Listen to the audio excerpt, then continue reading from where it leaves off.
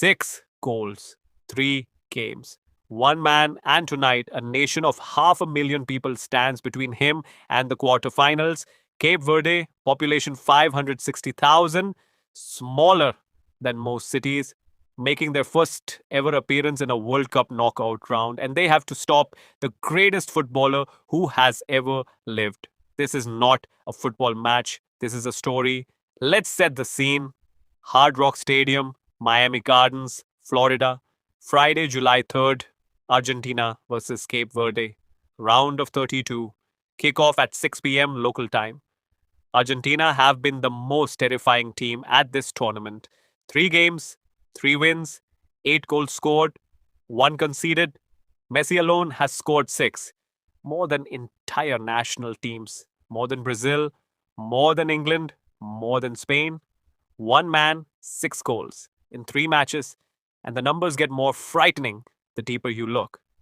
Messi's 6 goals came from an expected goals value of just 2.37, meaning he has scored 6 goals from chances that a normal player would have scored 2 from. He is not just in form, he is operating at a level that defies football logic at 39 years old at his 6th World Cup in what may be the last competitive months of his career. Cape Verde, meanwhile, have scored twice in 3 group games, 2 goals against Uruguay and Saudi Arabia.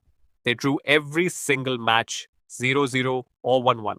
They are here because they organized brilliantly and defended like their lives depended on it, and they absolutely deserve to be here. A nation that has produced some of the finest music, culture, and football minds in West Africa. Finally, for the first time in history, at the World Cup knockout stage.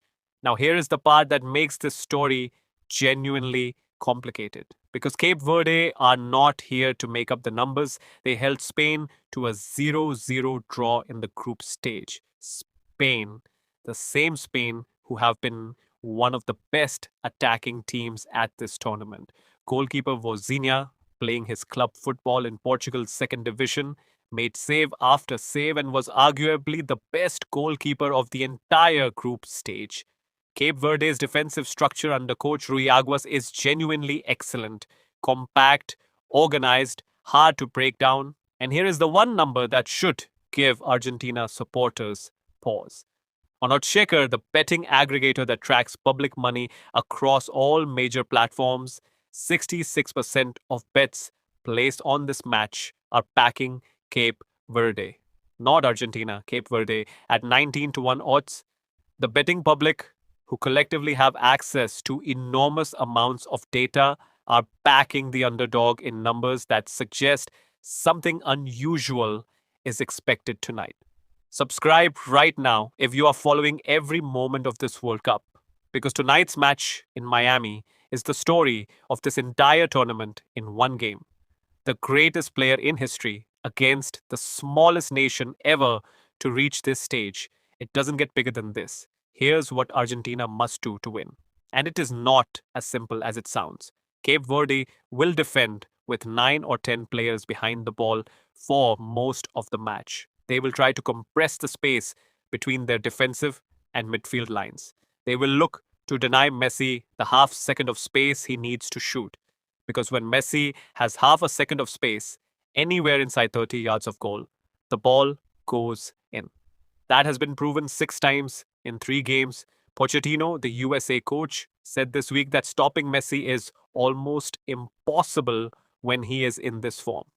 And Pochettino has nothing to gain by complimenting Argentina's best player before a potential future knockout encounter. Here's what Cape Verde must do. They must score first. If they concede early, this game is over. Argentina with a lead against a team with no striker who can individually beat Romero and Otamendi is a closed door. But if Cape Verde can stay organized for 60 minutes, frustrate Argentina, and then find one moment, one set piece, one counter, one mistake, this stadium will produce one of the greatest moments in World Cup history. Kevin Pina scored a free kick straight through a 2-man wall against Uruguay. Helio Varela tapped in a rebound. These are real football moments. Cape Verde can create football moments. Now, here is where both sides deserve to be heard. The people who believe Argentina win comfortably will point to the simple maths. Messi plus Lautaro Martinez plus Julian Alvarez against a squad whose best players play in Portugal's second division and the lower leagues of Europe. Quality decides games at this level, and honestly, they are not wrong. But the people who believe Cape Verde can cause a shock will point to tournament football's most basic truth. One game, 90 minutes, a goalkeeper who has been the best in the tournament, a defensive structure that held Spain scoreless, and the pressure of expectation that Argentina carry into every single match they play. When you are expected to win by 10 goals and you are winning 1-0 after 60 minutes, panic is a real thing. And honestly, they are not wrong either.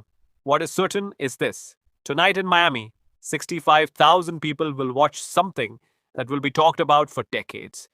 Either Messi extends his record and Argentina march toward a second consecutive World Cup, or Cape Verde, 560,000 people and a goalkeeper who plays in Portugal's second division pull off the greatest upset in the history of this tournament. There is no middle ground tonight. There is no comfortable result. This is elimination football at its most raw. So here is the question: is Messi truly unstoppable? Or is tonight the night that football reminds us that no one, not even the greatest player who has ever lived, is guaranteed anything? You tell me. Drop your answer below. I'll see you in the next one.